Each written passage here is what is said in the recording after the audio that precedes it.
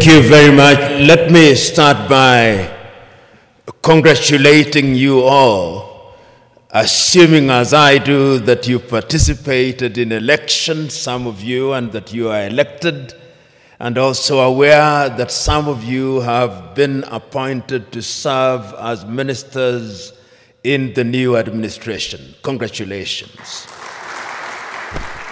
And also permit me to thank the Office of the Prime Minister for inviting me to share my thoughts with you on a subject that I think is very important, not only to the federal government of Ethiopia, but to the people of Ethiopia and by extension, the continent of Africa. My presentation has been summarized in writing and will be available for your reference later. Let me start by saying that the subject of Pan-Africanism is one that remains as important today as it was, in my view, many years ago. Those of you who are familiar with the struggle for Pan-Africanism will remember its story, particularly through the activities of Africans in the diaspora. You'll particularly remember that prior to the much more famous meeting held in 1945 in Manchester in the United Kingdom, Africans in the diaspora, particularly in the Caribbean, in Trinidad and Tobago, in Jamaica, were very particular about having connection with the continent of Africa. You'll remember that they had many meetings, and you'll be familiar with some of the names, such as Sylvester Williams from Trinidad and Tobago, such as Marcus Garvey and his call for Africans to go back to the mother continent. And you will also remember African Americans such as W.B.E. Du Bois, who was very active in the process of liberating the African Americans from the clutches of slavery and discrimination, and who also played a very critical part in the struggle for decolonization, culminating in the 1945 meeting, which for the first time was attended by Africans who later played a critical role in the struggle for decolonization. Of course, Ethiopia does stand out to the extent that it was never successfully colonized. There was limited occupation, and you are familiar with that history. Therefore, it is not mine to educate you on your own history, but you are familiar with it. But it must concern us, particularly at this time. And I hope during this conversation I'll be able to demonstrate why, in order for us to understand the present, we must understand the past, which will also enable us to have a glimpse on what the future holds. And one of the speeches which is seldom referred to is a speech that was delivered in the year 1906 in the month of April by a South African called Pixley Kaisaka Seme. And it is instructive that Pixley Kaisaka Seme was the first president of the African National Congress when it was founded in 1912. When Pixley Kaisaka Seme delivered that speech as a student at the University of Columbia, his title was The Regeneration of Africa. And what he was talking about at that time was an Africa that had borne the brunt of slavery and was laboring under the pain of colonization. Pixley Kaisaka Seme reminded his audience on that day that when the European powers assembled in Berlin in 1884 through to 1885, they agreed to divide Africa into spheres of influence for purposes of exploitation, so that the Germans had their share. If you remember, the Germans were present in what we now call Namibia. They were present in what we now call Benin, but was then known as Dahomey. They were present in what is now a part of Ghana, which was then the Togoland, the Volta area. The Belgians were present in Rwanda and Urundi, and they were also present in what is now the Democratic Republic of Congo. The Italians, to the extent that they could, tried to occupy Ethiopia and Eritrea, and were present in a portion of Somalia.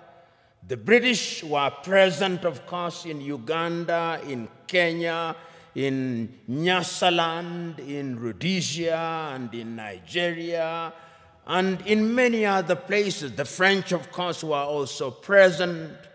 And all these powers, even the Spaniards, were present in Equatorial Guinea, as were the Portuguese.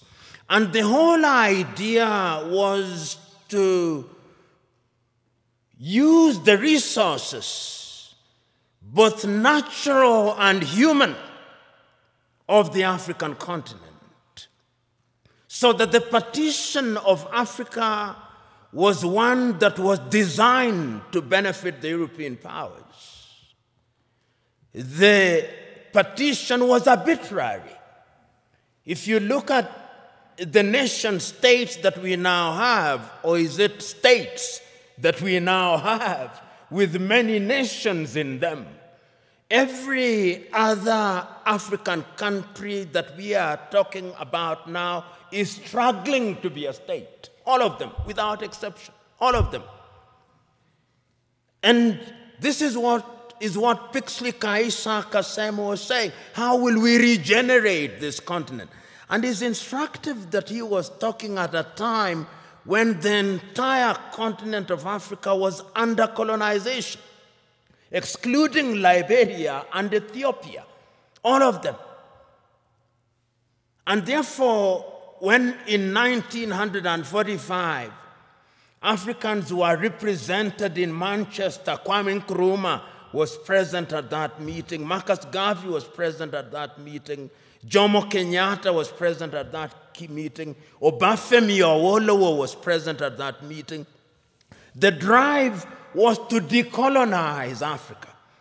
And one of the things that amazes me is that at that time, these individuals did not have the internet, they did not have WhatsApp, they did not have the kind of communication that we have now.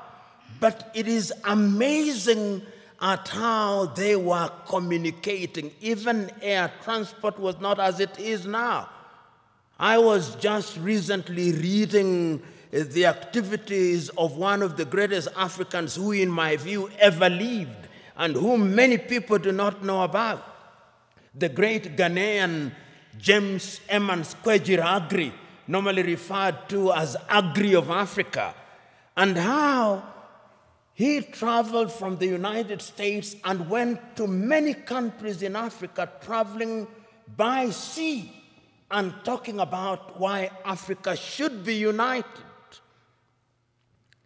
And that was Pan-Africanism, the Pan-African spirit at that time. Of course, we then went into the era of decolonization. And the spirit again was one which was consistent. You had people from the Caribbean participating in the struggle in that regard.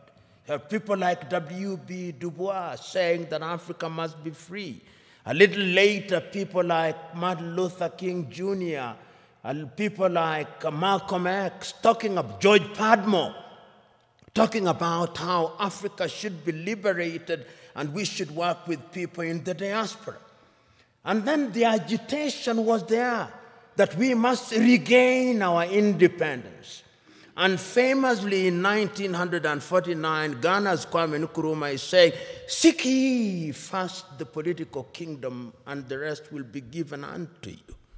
And I dare say that the rest has never been given to us. And even if it is coming too slowly. But it is instructive that at that time, the spirit was about the continent of Africa. We were conscious, the leaders were conscious, that Africa decolonized without unity would remain weak. And of course, Africa is weak. The weakest continent on earth is this continent in which we are, our continent. So the struggle for independence was everywhere across the world, across the continent of Africa. So when on the 6th day of March, Ghana regained her independence as Ghana, it was then Gold Coast. I think the most eloquent and the most passionate warrior for Pan-Africanism was Nkrumah. He said on that day, and again later, that the independence of Ghana means nothing if the rest of Africa is not free. And he meant it, because when Ghana regained independence in 1957, 1 year later, Guinea regained her independence. A year later, the French Sudan, or what we now call Mali, regained her independence. They signed a pact to create what they call the African Union. They thought at that time that that would be Africa in her embryonic days. And they invited Patrice Emery Lumumba in 1961, but of course Emery Lumumba was then assassinated in the month of January 1961. And he warned. This is one of the things that always stands out in my mind. That Nkrumah, of all leaders at that time, was able to see that if we were not united, we would go nowhere. So in 1958, he summons a meeting in Accra, Ghana, of the then independent African countries and tells them, if we don't unite now, The neo-colonialist is going to ensure that we remain disunited and we remain small, and they are going to ensure that the neo-colonial project continues. In 1961, on the first day of January, again in Casablanca, Morocco, he tells his audience, let us unite now before each one of our leaders begins to get used to power, because power is easy to get used to. You who have been elected will know. Once you become a minister and you become used to people saluting you and opening your doors, if it happens for 1 month, you will find it very difficult if you lose your ministerial position when there is nobody to salute you and to open your doors. That is how attractive power can be. And he warned the people then. But the colonial project was alive and well, because as they were meeting in Casablanca, Morocco, there was another group that was meeting in Monrovia in Liberia. That is how Africa started splitting, creating two groups, the Casablanca group and the Monrovia group. The Casablanca group, which comprised, I think famously, Kwame Nkrumah was there from Ghana, Gamal Abdel Nasser was there from Egypt, Ahmed Ben Bella was there from Algeria, Modibo Keita was there from Mali. They took the view, unite now. The Monrovia group, comprised of William Tubman at that time. Emperor Haile Selassie was also in the Monrovia group. Mwalimu Kambarage Nyerere was in the Monrovia group. They took the view, we want to unite, but gradually. Let it be gradual. So that when Emperor Haile Selassie of Ethiopia convenes a meeting in Addis Ababa on the 23rd through to the 25th day of May 1963, there are two groups already. The Pan-African agenda is already being watered down. There is the Casablanca group and there is the Monrovia group. And the creation of the OAU was a victory for the Monrovia group.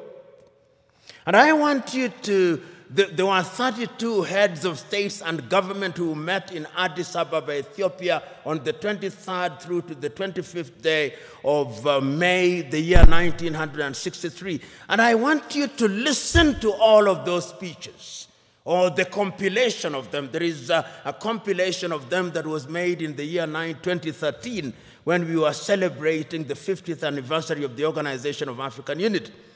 And listen to all the speeches, and I pick out a speech from the leader of Central African Republic, David Dacko. David says, Central African Republic is so small that if we are not a part of an African Union, the French will come again. And they have come again. Mwalimu Nyerere of Tanzania says, we are not here in order to remind ourselves of how important unity is. We are here to talk about the unity of Africa. The host, Emperor Haile Selassie of Ethiopia, says, it is important for us to realize that we must make sacrifice for the future, because a disunited Africa will never realize our potential. But the most passionate speech again was that of Kwame Nkrumah.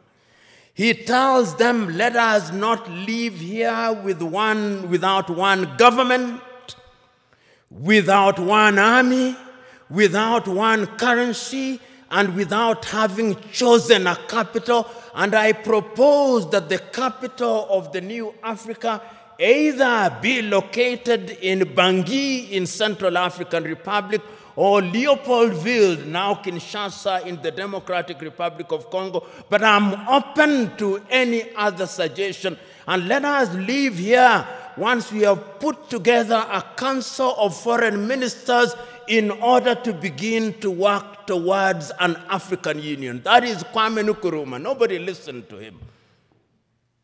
We ended up with the OAU. And the story of the OAU can be told and retold. Some say that it was a toothless bulldog. Others say that it was not even a dog. But whatever it was, it cannot be denied that it made a contribution to the process of decolonization of the continent in many ways, complete with the establishment of the liberation unit of it, which was headquartered in Dar es Salaam in the United Republic of Tanzania, which was spearheaded the decolonization of quite a number of countries at that time. But the point that I'm making is that the Pan-African spirit at that time was about a united Africa. Because you will remember at that time that France never wanted to leave and has never left. It is always instructive that when the French left, they formed an organization called Organization for French-Speaking Countries. The British also created their own Commonwealth of independent nations. But what is instructive is that the Queen is always the head of those independent nations. I've never understood that. Perhaps the presidents do. The Portuguese, of course, you know, never left easily. Until 1980, when I was an adult, they were still fighting in Mozambique, in Cape Verde, in Guinea-Bissau, in Angola, and in Mozambique. The apartheid regime, of course, only left in 1994, and I wonder whether they have left. That is Africa for you. So that the fears of Kwame Nkrumah that if you are not united, we would have problems started haunting us. He said that if we are not united in the Pan-African spirit, what is going to happen is that the imperialist is going to control us. They are going to emphasize our ethnic differences. And they are going to ensure that we begin fighting amongst one another. And as we do so, they are going to exploit us. And they started. In January 1961, they assassinated Patrice Emery Lumumba, and Congo has never been the same again.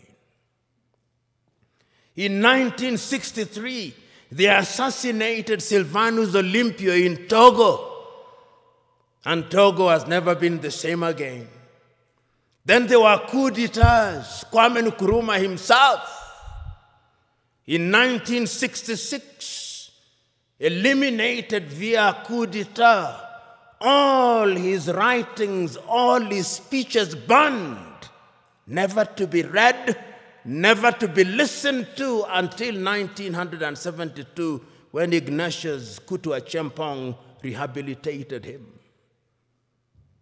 Ahmed Ben Bella in Algeria, gone. In Nigeria, Nnamdi Azikiwe and Abubakar Tafawa Balewa, gone. In Mali, Modibo Keita, gone. In Chad, everywhere, coup d'etats. Here in Ethiopia, 1974, if I'm not wrong, coup d'etat and the emergence of the Deg regime. In East Africa, Uganda, coup d'etat, mutinies in Kenya, Uganda, Tanzania in 1971. All orchestrated because we were disunited and we were weak. The predictions of our forefathers and founding mothers that disunited we would remain weak came true. That is the history of it. So that today, when we talk about the African continent and we talk about Pan-Africanism, we must understand it in the context of that history. And you will remember that it is not as if Africa never realized or never recognized that our weakness would be in our disunity. We did. We did. Because regionally we were trying to integrate. We were in the East African community, we were creating the East African community. In South Africa, we were creating SADC. In West Africa, we were creating ECOWAS. In Central Africa, we were creating the Organization of Central African Communities. In the North, we were creating the Maghreb. Even in this region, we were converting IGAD into something in the nature of an economic community. We were creating COMESA. We were aware that Africa could only operate and operate meaningfully if we were integrated. We are not trading with one another. Intra-African trade is not anything beyond 15%, the lowest anywhere in the world. If you look at all our sectors and look at them, look at our agriculture, almost all African countries are net food importers. There is not a single African country that is in meaningful technology. Not a single African country produces a mobile phone. Yet the single most important ingredient in mobile telephony is to be found in the Democratic Republic of Congo. Not a single African country produces a car other than assembling completely knocked down kits. There is no meaningful production of pharmaceutical products in Africa. And if there was any doubt, COVID exposed it. All African countries, the 55 of them, are waiting to either receive Sinovac from China, Sputnik from Russia, AstraZeneca, Johnson or Moderna. And we don't even know what they are because our bureaus of standardization don't know. If you ask the Ethiopian Bureau of Standards what they are asking us to be injected with, they do not know. They just believe it is a vaccine because the Americans have said so or because the Chinese have said so. Africa is weak. So that even this magnificent edifice, I suspect, has not been erected by Ethiopian engineers. When I see the signage in Chinese, I suspect it is the Chinese. That is how weak we are. That is the reality of our mother continent. It is because we are politically weak, we are economically weak, socially we are disorganized, culturally and spiritually we are confused. That is the continent in which we are today. And the question, therefore, what would we do continentally in terms of trade?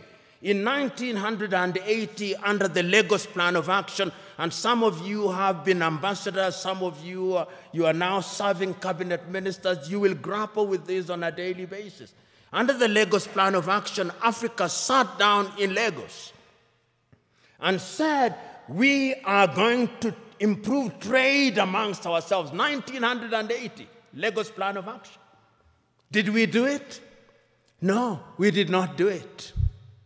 We did not do it because the European Union was instead engaging us under the African Caribbean, the Lomé Convention of 1975, or the Cotonou Convention of 2000. Africa remains the only continent which is described as Anglophone. So in Kenya or Uganda, where possibly only 20% speak the English language, we are Anglophone. In French, former French colonies, they are Francophone. In former Portuguese colonies, they are Lusophone. In some Arab countries, they are Arabophone.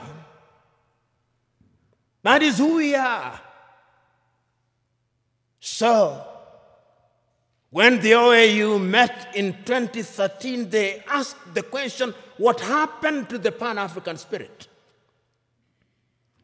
And when, therefore, they met in Sirte, in Libya, under the tutelage at that time of Muammar al-Gaddafi, it was resolved in 1999 that the OAU be renamed and be referred to as the African Union, and it was launched, as you know, in Durban, South Africa in the year 2000. But one of the most important things in 2013 was the speech of the then chairman of the OAU Council, Nkosazana Dlamini Zuma, here in Addis Ababa in Ethiopia. And I want you to read that letter, which I'll paraphrase, in which she writes an imaginary letter to Kwame Nkrumah. He tells and apologizes to Kwame, telling Kwame, we apologize to you because we did not listen to you. We are weak because we did not listen to you. We are divided into 54, 55, depending on whether the Moroccans agree that Sahrawi is a country.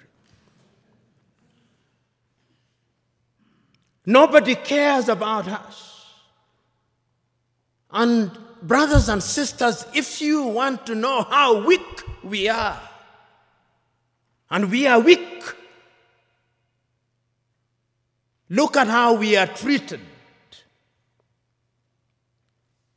Last month,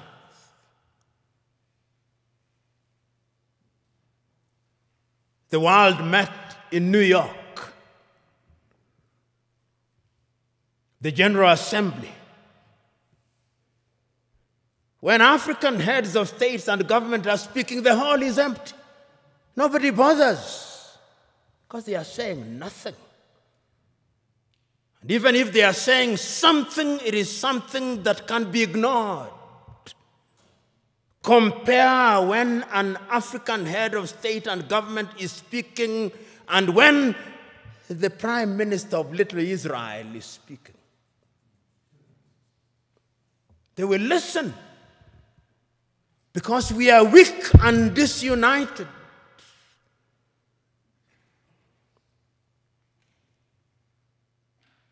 So we have a weak continent because the spirit of Pan-Africanism disappeared.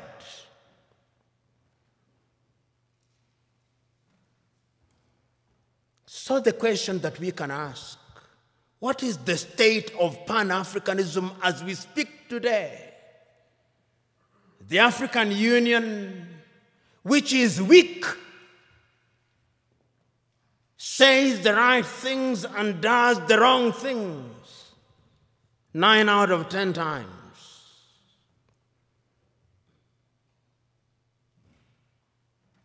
And what are the critical areas in which we are weak? We are weak politically because nobody listens to us. On the 3rd day of March, 1900, on the 6th day of March, 1997, Mwalimu Julius Kambarage of Tanzania, speaking in Accra, Ghana, on the occasion of the 40th anniversary of the independence of Ghana, said, the speech is entitled, "We Unite or We Perish." And Mwalimu says, I want to apologize to Kwame Nkrumah. Those of us who believed in gradualism were wrong. Nkrumah was right. But Nkrumah also did not appreciate the level of suspicion that existed amongst the leaders at that time. Our generation, he says, fought for the liberation of Africa. It is the duty of the new generation to carry the torch forward, he says in his plea. He says that I do not believe that the tribe can be the basis of mobilization in Africa. And he said that as I travel along across the world, people do not care about our Tanzanianness or our Ghanaianness or our Kenyanness or our Ethiopianness. In their eyes, we are all Africans. And perhaps that is what we should use as the building block in order to talk about African unity. But we are not being naive about that unity. Because sometimes when we talk about Pan-Africanism and about African unity, people think we are being too simplistic about it. No, it is not being simplistic and being naive. It is recognizing that as long as we remain the way we are, then Africa in the next 25 years will be recolonized. You know, what is the state of Africa as I speak now? What is the state of your continent as we speak now? Because of our disunity. Because when we are disunited, then it is good for Europe and America. And China progressively. Look at the state of your continent as I speak. Conflicts of one kind or another. I'll name the countries just for you to know how bad it is, because that is how it is. Go to northern Mozambique. The gas that is there cannot be produced because there is conflict. Northern Mozambique. Go to Somalia. Conflict. Here in your motherland, conflict. Go to South Sudan, conflict. Go to Sudan, conflict. Go to Libya, conflict. Go to Central African Republic, conflict. Go to the Democratic Republic of Congo, conflict. Go to Burkina Faso, conflict. Go to Mali, conflict. Go to Chad, conflict. Go to Niger, conflict. Go to Cameroon, conflict. Go to Nigeria, conflict. Do I go on? That is the state of the continent. So that even when we talk about intercontinental trade, you tell me, can you drive from Addis Ababa to Dakar in Senegal? Unless you are Daredevil himself. Which group will not kidnap or ambush you? That is the state of the continent because we are weak and disunited. I fly from Nairobi, Kenya for 1.5 hours. I come from the shilling zone. I go into the birr. 33 currencies in Africa. 33 currencies. None of which is used to conclude transactions anywhere. I come to Addis Ababa, Ethiopia, and I show my shilling. They say, what is this? But let me show the dollar. Oh, this is it. Let me show the euro. This is it. 80% of transactions in Africa are concluded outside of the continent in dollars. So you may have the Central Bank or the Federal Bank of Ethiopia, or Mickey Mouse. You may have the Central Bank of Kenya, Mickey Mouse. You may have all these 54 central banks useless. Because we are not playing in the real league, we are playing in the small league. That is why when the Chinese president summons all our presidents, and they summon them, the letters may be polite, but it's summons. They go to Beijing, tails between their legs, and they are told. Then the Chinese president gives Africa $60 billion. $60 billion. What is $60 billion? George Bezos has more than that given to a whole continent. That is the state of the continent. So as you have the honor and privilege of serving in the government of Ethiopia, and as you think about integration, that is the continent in which you are now weak. 2 weeks ago, I watched in great pain on television in Bamako, Mali, young Malians celebrating in the streets that the government of Mali had entered into successful or possible successful negotiation with Wagner, which is a Russian mercenary group, to replace the French. And they are saying how beautiful it is now. And I said, a slave celebrating the departure of one slave master and the arrival of another slave master. That is the state in which we are. I watched a woman from Nigeria who had been rescued from the Mediterranean around Lampedusa saying, I will not go back to Africa. Even if I die in the Mediterranean, I'll try again and again. What is it that can make a human being say that I do not want to go back to my home?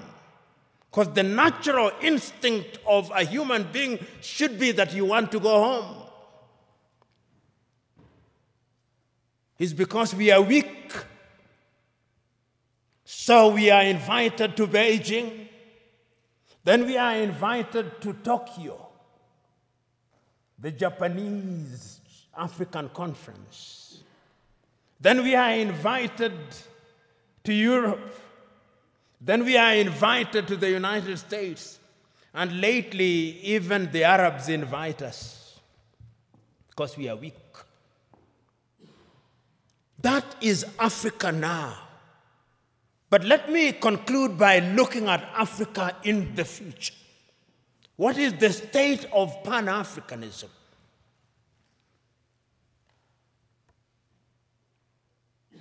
Africa finds herself in a very difficult situation. What Nkrumah feared. Today, many African leaders have gotten used to the trappings of power. And those who speak about power, right? Power corrupts, and absolute power corrupts absolutely. I remember in 1997, I think, I may be wrong about the year, 1995, I think, I was serving as an intern at the Mwalimu Julius Nyerere Foundation in Dar es Salaam. And I had the privilege and honor of driving with Mwalimu Nyerere in Dar es Salaam. And he had only one guard and a driver. And he stopped at the few traffic lights and only moved when the traffic lights moved. And I asked him, Mwalimu, how did you leave power? He said, when I said I wanted to leave office, there was no shortage of people telling me, don't leave us as orphans. It is very rare to find those in positions of leadership in Africa today who would willingly leave office. Power in Africa is now sought by hook and crook and retained by hook and crook. Because the trappings of power are good. And permit me, when I am gone, even if I irritate you, in fact, perhaps my intention is to irritate you, so that you reflect upon what I'm going to say. And this is a personal thing. I'll give you an example. When I was appointed as the director of the Anti-Corruption Commission, I drove in the morning in my car with my driver. In the evening when I was leaving, there were 3 cars. Mine, what was allocated to me, and another one in front, and another one behind me, and 12 individuals. And I asked, who are these fellows? He said, these are your security. I said, I don't need my security. I don't need 2 cars, I only need 1 car. Because this thing you call security, this is spectacle. And throughout the period that I served, I had only 1 security and 1 car. And I say this because it is in the nature of power to make you use to things that you don't need. And once you get used to them, then without them, you feel empty and lonely. And you will find them. You will be told, and many of you will love them. They are good. When doors are opened for you, they are good. When you occupy front seats, it is good. When you address Your Excellency, it is good. When you eat the best food, it is good. When you have security, it is good. But it can also dehumanize you. It can also monsterize you. I am asking you today that part of the problem of Africa is that we found human beings and we monsterize them. Writing in 1983, Nigeria's Chinua Achebe writes in a book which I commend to you, The Trouble with Nigeria, which could as well be the trouble with Africa. He says, the trouble with Nigeria is simply and squarely a problem of leadership.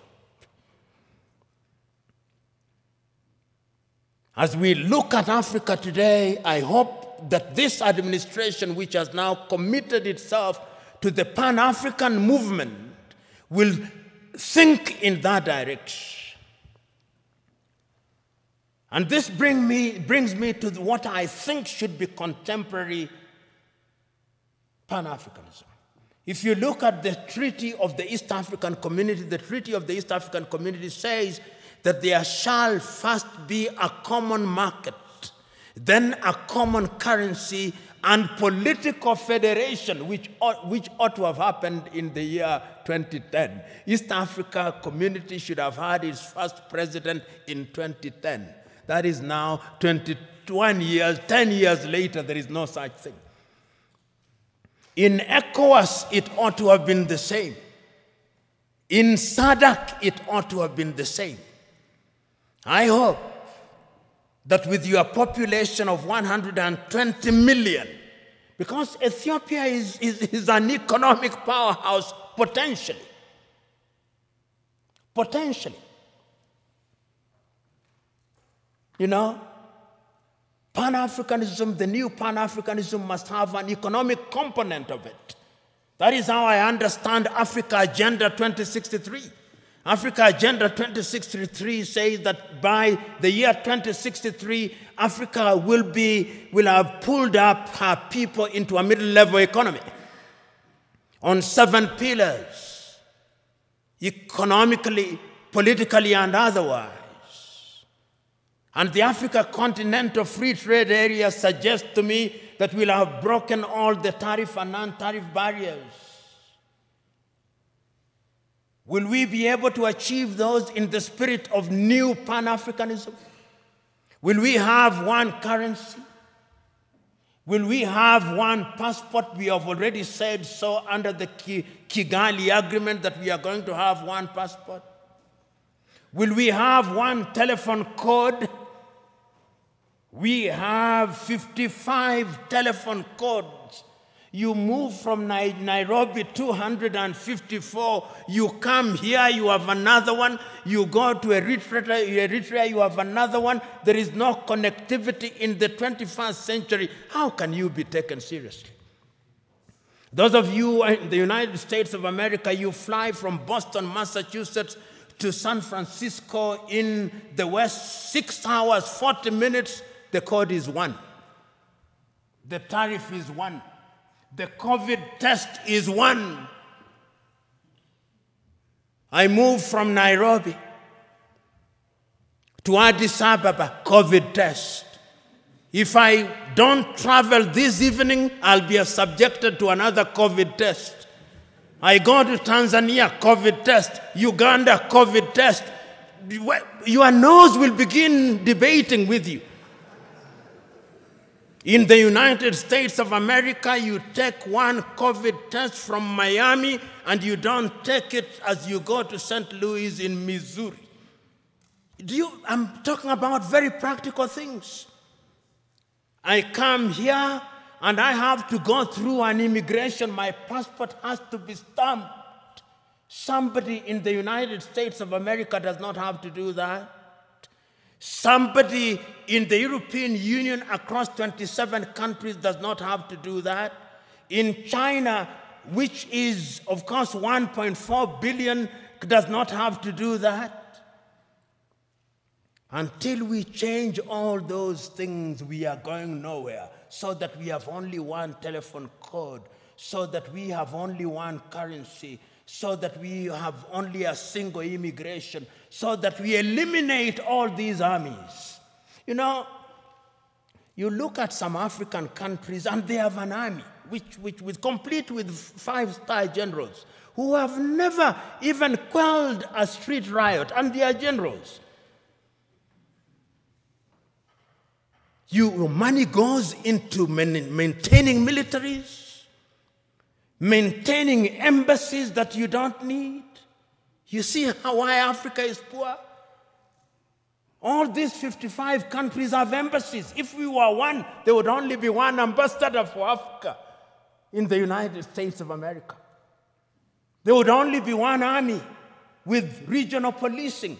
Am I being naive or simplistic? Yes, we can create a single Africa with a loose government.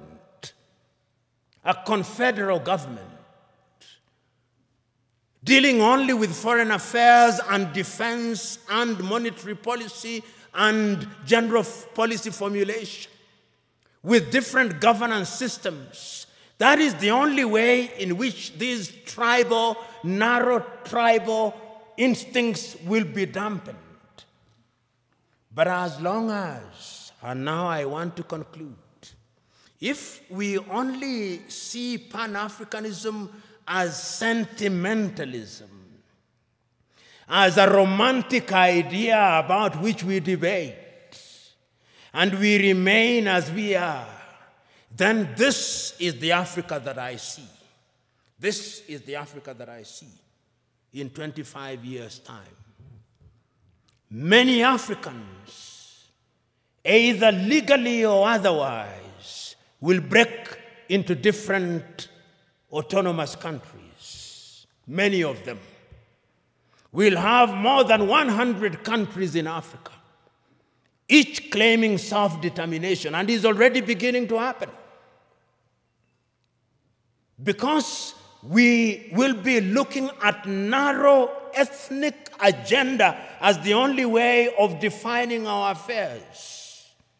Ethiopia will break down, Kenya will break down, Nigeria will break down, South Africa will break down. And look at South Africa. Only last week, The whites in Western Cape in South Africa have delivered a petition to the government in Pretoria saying they want to create their own country. The Democratic Republic of Congo will break down. Libya will break down. The only way in which we can immunize ourselves against all those things is to create a Pan-African nation which allows for self-determination within the nation. And we must redefine terms such as self-determination. Self-determination must mean the ability of a people within a bigger unit to enjoy their culture, to enjoy their tradition, to speak their language. They do it on a smaller scale in Switzerland, those of you who are familiar with Switzerland. And we de-emphasize the presidency, we de-emphasize the prime minister's office. Pixley Kaisa Kaseme said, and I conclude with him, Africa is diverse. Some people say that because of our diversity, she cannot unite. She can. Because unity in diversity is possible if we understand what human beings need. In the nature of things, human beings need security. In the nature of things, human beings need food. Human beings need medical services. They need infrastructure. If you have a government that allows that, he said, then it reminds me of the piano. If you press the black button of the piano, it produces some sound. If you press the white one, it produces some sound. But if you press both the black and the white, it produces melodious music. And I think that the new Pan-Africanism must look to that. And you who have the honor and privilege of thinking and working in government, it is your duty to start that journey. It is not going to be easy, but it is an intergenerational journey. Play your part, for it can be done, and it must be done.